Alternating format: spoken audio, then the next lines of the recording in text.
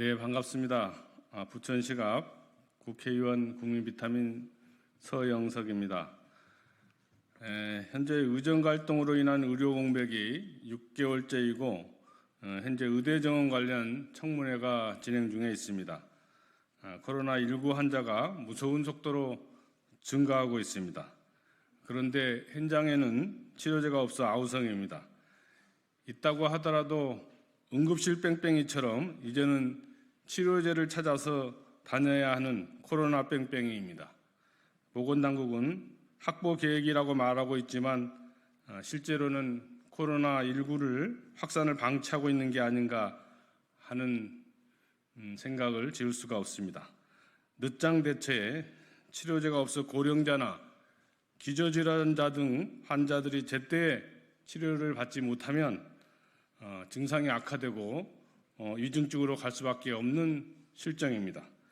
가벼운 감기 증상쯤으로 취급하고 있는 현 보건당국의 대처를 보면서 안타까움을 금할 수 없고 문제의식을 갖지 않을 수 없습니다. 정부는 치료제 공급 방안과 코로나19 감시체계 또 중증 환자 치료 계획 없이 방치만 하고 있는 실정입니다.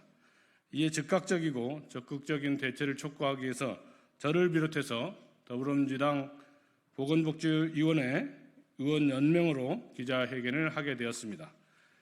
기자회견문을 낭독하도록 하겠습니다. 윤석열 정부 및 보건당국은 코로나19 치료제 확보 등 코로나19 재확산에 대한 강력한 대응 방안을 조속히 마련하라. 지난 7월 초부터 면역 회귀 능력이 큰 오미크론 계열 변이종 KP3가 확산되는 양상이 심상치 않았으나 윤석열 정부 및 보건당국의 무대책, 늑장 대응으로 끝난 줄 알았던 코로나19가 전국적으로 급증하며 국민 피해가 속출하고 있습니다. 지난 5월 이후 지속적으로 코로나 환자가 증가한 일본을 비롯하여 미국, 영국 등 세계적으로 KP3 변이를 중심으로 코로나19가 다시 재확산하고 있었으나 질병관리청은 지난 5월 감염병 위기 단계를 경계해서 관심으로 하향했고 치료제 구입 예산도 절반을 줄여 1,798억 원만 편성했습니다. 또한 이미 환자가 급증한 8월 중순에서야 코로나19 대책반을 확대 운영하는 등 보건당국의 안일한 판단과 늦장 대응으로 재확산에 대한 준비와 대응의 차질을 빚고 있습니다. 재확산에 대한 파악이 제대로 되고 있는지조차 의심스러운 상황입니다. 그 결과 환자 급증에 따른 치료제 공급이 지난 6월 말 대비 7월 말 한 달 만에 30배가량 증가했으나 치료제 공급 대책을 세우지 않아 일선 약국에서는 코로나19 치료제를 찾아보기조차 어려운 상황입니다. 실제로 8월 첫째 주 기준 치료제 재고량은 9만 명분, 공급량은 3만 명분으로 현 추세가 유지되더라도 3주가량은 버틸 수 있는 것처럼 보이지만 이는 약국 등 현장에서 필요로 하는 수요량 등 일부만 공급하고 또 그 공급 기준도 전주 수요량을 기준으로 배분하여 장부상으로만 재고가 있는 것처럼 보이게 하는 꼼수에 불과합니다. 실제 현장은 재고 0이란 또는 일주일에 2, 3개 받아서 당일로 소진하고 있으며 환자들은 치료제가 남은 약국을 찾아 헤매야 하는 상황입니다. 그런데 보건당국은 이런 상황을 예견하지도 못했고 재확산 이후에도 발빠르게 움직이지 않아 오늘까지도 제약사와 추가 구매는 이루어지지 않고 있습니다. 상급 종합병원 등 일부 의료기관에 대한 급성호흡기 감염증 입원 환자를 통해 파악하는 현 표본감시 체계의 문제점, 재확산으로 공급 부족 시 빠른 코로나19 치료제 확보 실패, 의정 갈등 방치로 인한 재확산 시 중증 환자 치료 대책 부재 등 윤석열 정부와 보건당국의 코로나19 준비 및 대응하는 문제점으로 인해 피해는 국민 모두의 몫이 되고 있습니다. 5일 내에 투약해야 하는 치료제가 제때 공급되지 않는 현실은 사실상 환자들에게 알아서 코로나19를 피해가라고 방치하는 것과 무엇이 다릅니까? 코로나19 감염이 의심되어도 검사할 진단키트도 부족하고 의존 갈등으로 인해 아파도 치료받을 의료시설도 부족합니다.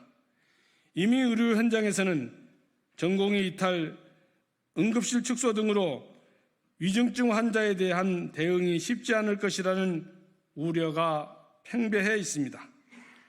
이런 상황에서 혹 감염되면 치료제도 없이 버티면서 제발 경증에 그쳤다가 낫기만을 기다릴 수밖에 없어 국민들은 불안해하고 두려워하고 있습니다. 적기에 치료받지 못한 환자의 고통과 사망자가 발생했을 시 그 돌이킬 수 없는 피해와 유가족들의 분노를 감당하실 수 있으십니까? 그런데도 윤석열 정부는 이러한 국민의 불안과 두려움을 아는지 모르는지 치료제 공급은 문제가 없다는 등 거짓 해명과 코로나19 위기 단계를 가장 낮은 단계인 관심으로 유지하기로 결정하는 등 안이한 태도로 일관하고 있습니다. 물론 감염병의 재확산 여부와 그에 필요한 치료제 확보 등은 누구도 예측하기 쉽지 않은 부분입니다. 그러나 준비만 철저하면 충분히 그 피해를 줄이거나 예방 효과를 높일 수 있습니다. 실제로 2003년 사스, 2009년 신종플루, 2015년 메르스, 2020년 코로나 그 어느 것도 확산 규모나 피해 규모를 예측할 수 없었습니다. 그럼에도 그 어려운 시기들을 잘 극복하고 세계에 대한민국의 위상을 높였던 것이 K방역의 위기 대응 능력이었습니다. 그러나 과학방역 운운하며 윤석열 정부는 K방역의 성과를 부인했고 이제는 온 국민이 각자 도생에 내몰리고 있습니다. 윤석열 정부는 국민의 생명을 지키기는커녕 기저질환자들과 고위험군을 방치하며 생사의 갈림길에서 힘겹게 버티고 있는 국민을 외면하고 있습니다. 윤석열 정부와 보건당국에 촉구합니다.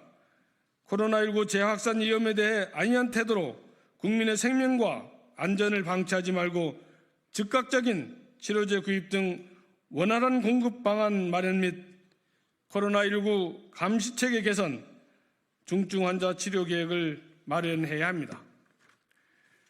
보건의료 분야는 억지 주장과 무계획적 대책, 경제 논리에 기반한 정책으로는 결코 문제를 해결할 수 없습니다.